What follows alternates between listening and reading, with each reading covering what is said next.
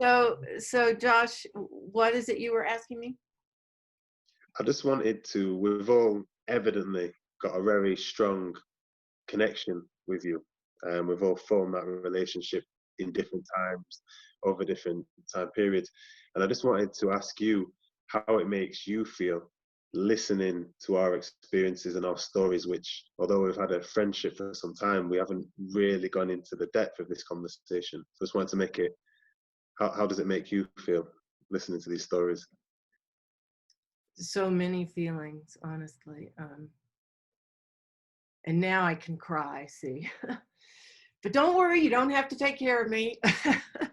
No, it's horrifying. It's horrifying to me to hear the things that you've lived through.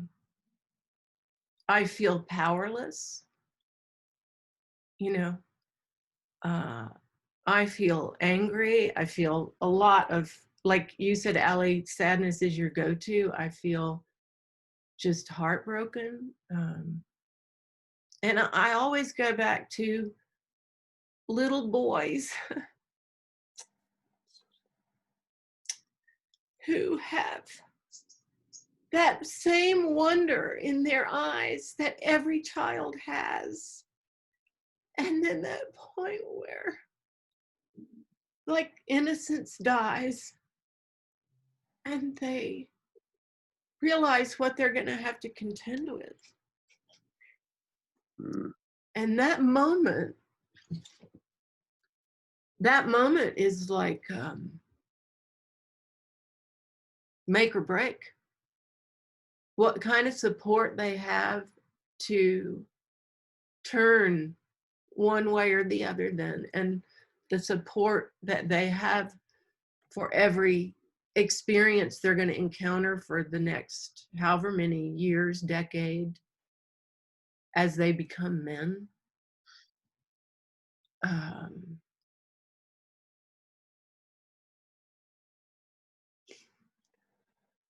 And it is just so enormous. When we talk about change, it's, you know, I think what you said, Josh, is so important, that we can't let ourselves be pulled off the course of the lives that we feel called, because that calling is sacred. Mm. And how many millions of people, because of the color of their skin, never have the opportunity, whether it's economics, whether it's encounters with the police, whether it's education, whatever it is, just to do what they were put on earth to do. You know, it's that's what really I'm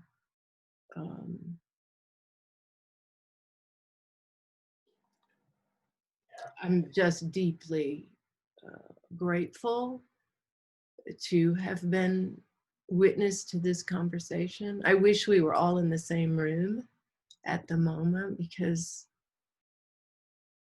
it just feels like,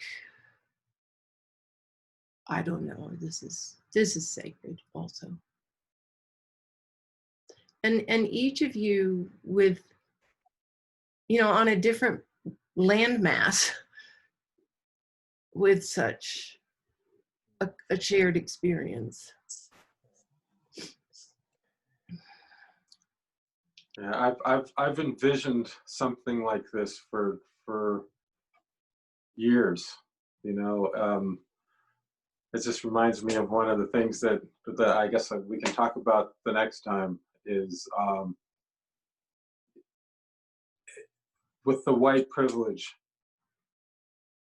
One of the thing, probably the thing I feel is when I talk about the privilege that we don't have, both because society doesn't make space for it, but also because we, in response to that, have removed that space for ourselves, Yes. is the space of vulnerability.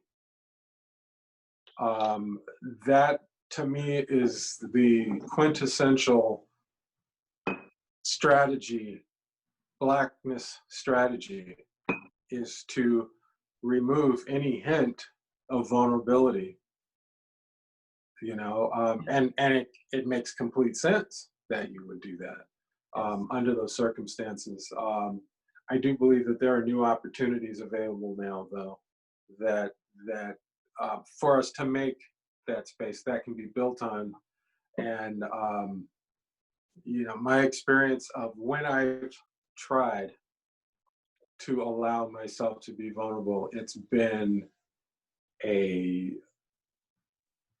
wonderful thing. It's been a pathway to a lot of really great stuff, creativity and just the reclaiming of power, and which seems antithetical when you think of vulnerability is an indication that you're powerless to most people, but it ends up being the source of great power. Yeah. So, if there's, I feel like this is an environment where I can experiment with being vulnerable to a certain extent. I feel really great about the amount of vulnerability that I allowed myself today. Yes. And I'm also aware of the fact that I will wake up at a certain point and say, like, oh my God, did I really say that? Did I really say all that? And have I really given permission for that to now go out onto the internet? So, but you know what? I just, right now, I want to savor, and maybe one day I'll be able to look back at this and it'll be my reminder. Cal, vulnerability is great. Now you're speaking to your future self. I'm speaking to my future self. Love that. Love that. It's Love great. that. Don't be afraid. You can do this. Don't be afraid. Yeah. Yeah, no.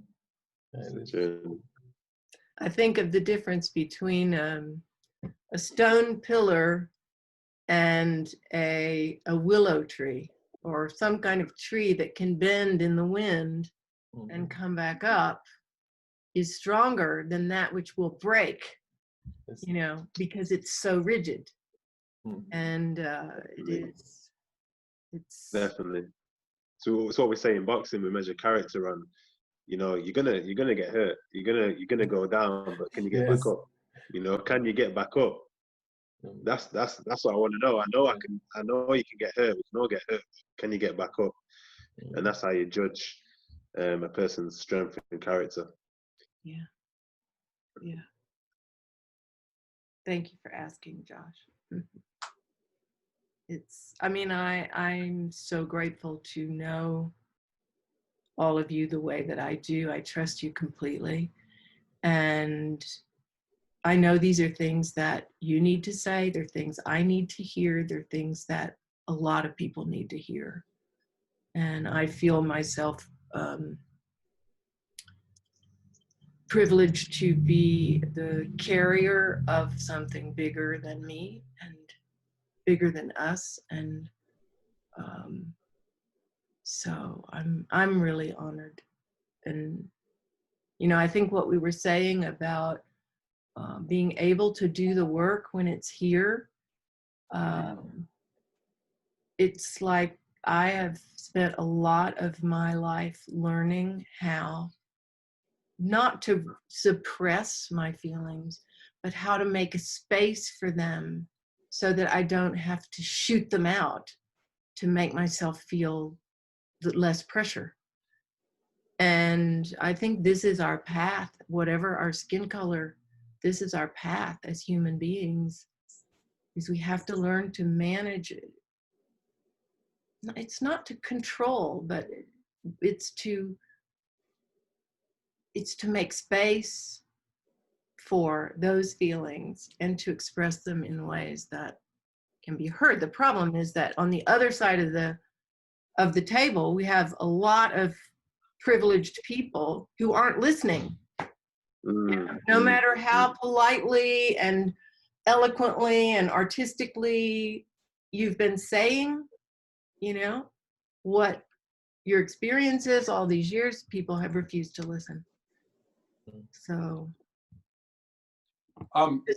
they never get the chance to learn how to listen because they're always in control of the narrative. yes, They control the narrative to the point where they're incapable of like even accepting like feedback or like criticism. Yeah. Because it control the narrative. and we have to, those who have to control the narrative are the people who cannot live with the discomfort in themselves of hearing what requires me to question myself, my people, everybody, who, all the decisions. If I have to always react, I will have to control the narrative. Exactly. That's the bottom line. I mean, I feel like I've learned so much, and I'm so grateful to all of you. And obviously we could just keep going, I think. What are your, I'm going to stop recording this now.